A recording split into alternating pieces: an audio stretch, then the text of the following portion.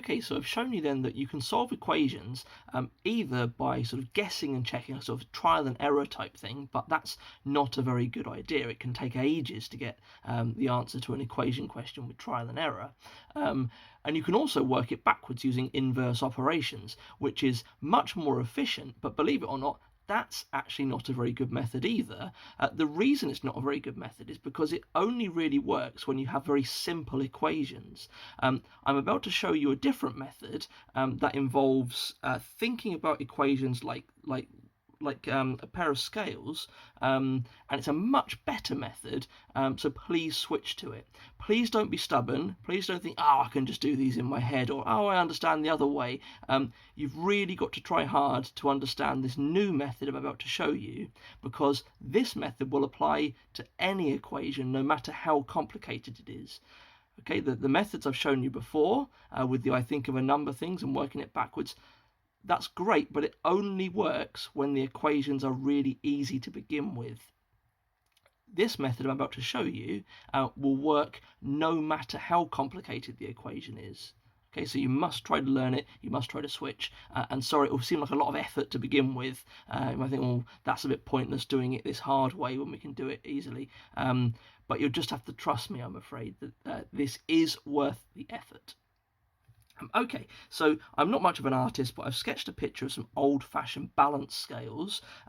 They are sort of pivoted at the top. You've got a rigid arm up here that can swing, and you put the thing that you want to weigh in there, and then you put weights that you know the weight of in here, and when they're balanced, as in when it's completely level and horizontal, you know that what's in there is the same as what's in there. So, for example, if I put a bag of flour in there, but I'm not sure what it weighs, I could then put some weights in here. Maybe I put two 20s and a 10, and then it balances. I think, okay, great, the two 20s and a 10 balanced with the bag of flour, so the bag of flour weighed 50. It was the old-fashioned way of weighing things out when you wanted to make a cake or something. You'd use scales that look like this. And this is a very similar idea. This is a bit like a seesaw, actually. I haven't drawn a seesaw, but I might as well have done. It's like a balance beam. It's very, very unstable, so even like a slightly different weight over here to over here would sort of tip it one way or the other. But this will remain level and horizontal so long as there's the same weight in there as there is in there. So we're going to solve equations using this kind of idea, that the left-hand side and the right-hand side have the same weight. Now the next thing you need to know about all the questions we do is that a 1p coin, we're going to pretend that it weighs exactly 1 gram. I don't know what it actually weighs, but for the purposes of this, 1p coins weigh exactly 1 gram. Right, so imagine then that I've got my scales and I put these things in the scales and it balances. Over on the right hand side I've got 14 pennies, so that's 14 grams over there. And over on the left I've got 2 grams, but I've also got these little things. These are quite cool. I got these in Poundland. They're little rubbers that are designed to look like Lego bricks. I think they're quite cool, anyway, but I don't know how much they weigh. All right, so that's a mystery to me. I'm not sure how much one of these Lego brick rubbers weigh, but I do know that 3 of them and also 2 pennies weighs the same as 14 pennies.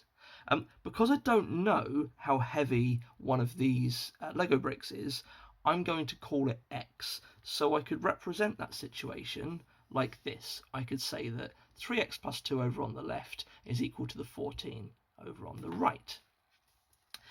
Now what I've got to do, if I want to keep the scales balanced, I must do the same thing to both sides. So I'm not just going to say, okay, 14 take away 2 is something. That's not going to help, because if I just did the 14 take away 2, that's not balanced anymore. I am going to take away 2 pennies, but importantly, I'm taking away 2 pennies from both sides.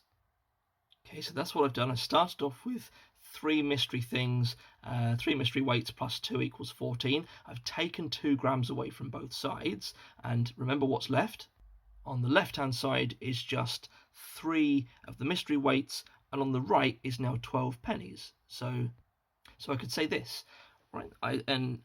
I've done the same to both sides. When you took the 2 pennies away from the left-hand side, of course that didn't affect how many of the rubbers were left, of the Lego rubbers. There were still all 3 Lego rubbers. So you used to have 3 Lego rubbers and 2 pennies. When I took the 2 pennies away, okay, there's no pennies left anymore on the left, but of course I've still got all 3 rubbers. So taking away 2 grams, 2 pennies, however you look at it, didn't affect the number of rubbers at all. Of course it didn't. And when I took 2 pennies away from the left, 14 pennies take 2 pennies is 12 pennies. And now again, I'm going to do the same thing to both sides. And this is not quite so obvious what's the same thing to both sides. I can't just take one of these and one of these away. That's not doing the same thing. I think it's quite clear that they don't weigh. Clearly the rubbers have to be heavier than the pennies, because I only need 3 of those to balance with 12 of those. So I can't just take away different things from both sides. That's not going to help me. Instead, what I'm going to do is divide both sides by 3.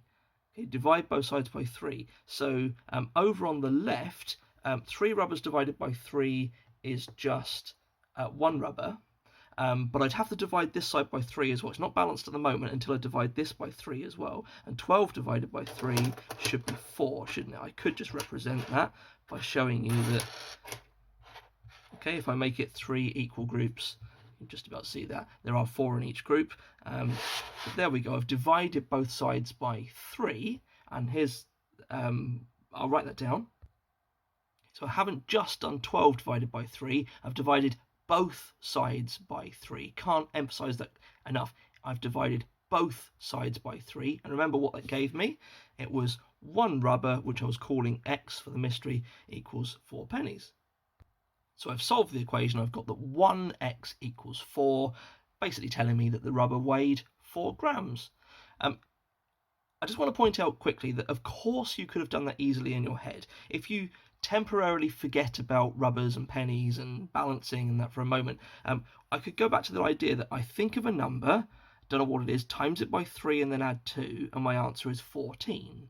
And if you were using the method from earlier, you'd say, okay, 14 take away 2 is 12, and 12 divided by 3 is 4. But that's just the right-hand side, and it might not be clear to you just yet, but it's going to become amazingly important as we go on and do harder maths, like a GCSE and A-level eventually you might end up doing. It's also important to know what the left-hand side is doing as well. So at the very beginning, when we did the I think of a number things, yes, it got the answer, but it was only dealing with the numbers on the right-hand side. And it wasn't obvious what the 12 represented. This 12 was just a number in the middle of our calculation. But now I know that the 12 has a meaning. The 12 is actually the weight of 3 rubbers, or the 12 is 3 times the number you were thinking of. It's not the final answer yet, because the final answer is the 1x equals 4. But at least I know that 12 has a meaning now, rather than just being a number that was in the middle of the calculation. I know the video is getting long, but I'd like to do a few more examples. Okay, so this time I've got some dice, and I don't know how much they weigh, but I do know that if I put 2 dice and 4 pennies in the left-hand side and 10 pennies in the right-hand side, then my scales balance. So 2 mystery weights, I'm going to call those X in a moment, and 4 grams is the same as 10 grams on the right-hand side. I could write it like this. Okay, 2 mystery things which I'm trying to find. I want to know what X is. Plus 4 grams is 10 grams, or they balance. Now, whatever I do to try making this simpler, I must do to both sides. You actually have some choices here. So there's more than one thing you could do, but as long as you do it to both sides, it doesn't matter.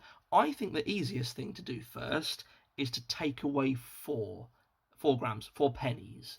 Right, so I'm going to do that. Let's take away 4 pennies from both sides. So take away 4 from the left, but it's not balanced. I have to do the same to the right as well. So take away 4. Okay, great. There we go. We can see what's left now. So when I did that, I've got 2 of the mystery numbers. 2x is equal with 6. Let's write that down.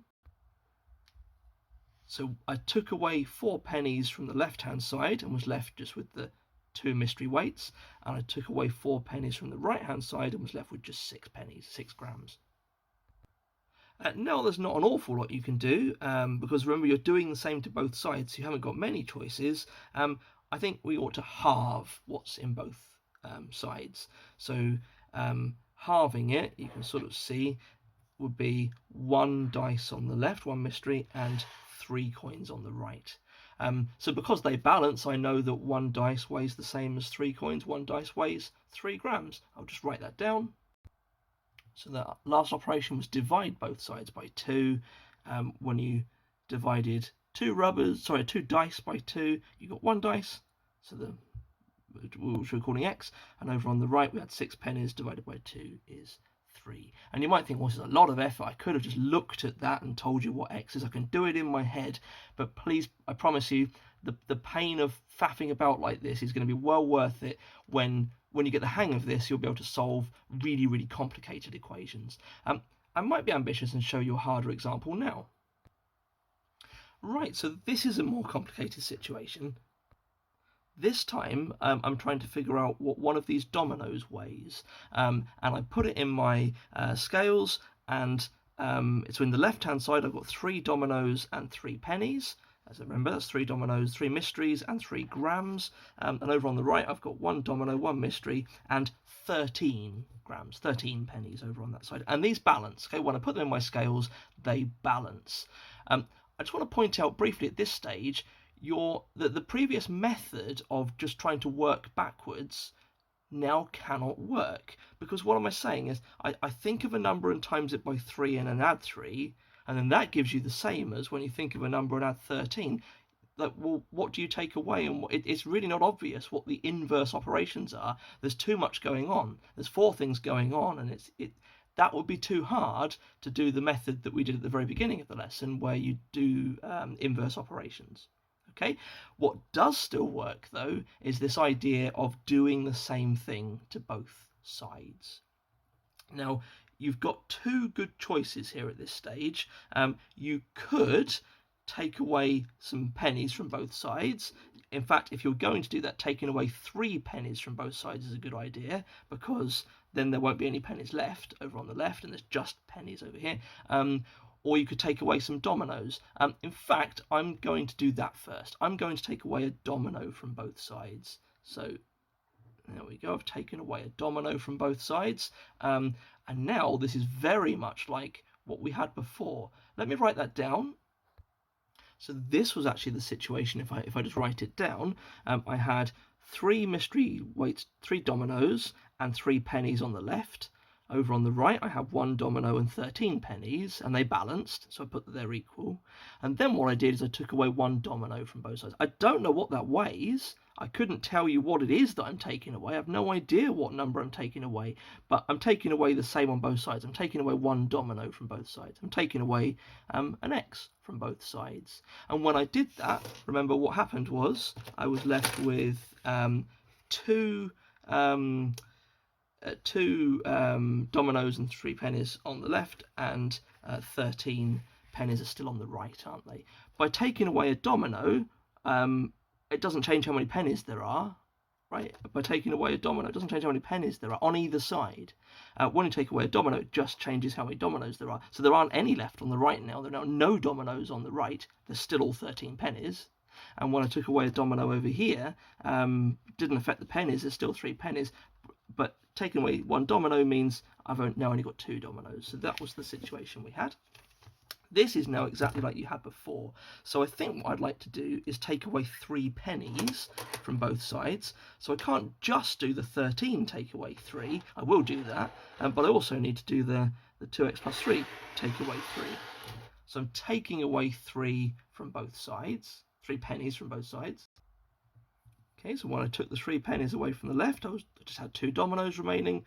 Took the 3 pennies from the right, I just have 10 pennies remaining. And finally, I think I will divide both sides by 2. If I split this into 2 equal groups, there we go. 2 equal, it's gone off the edge, sorry. There we go, now you can see it again. 2 equal groups, that would be 5 each. So splitting this into halving 10 gives you 5, doesn't it? And halving 2 dominoes is 1 domino.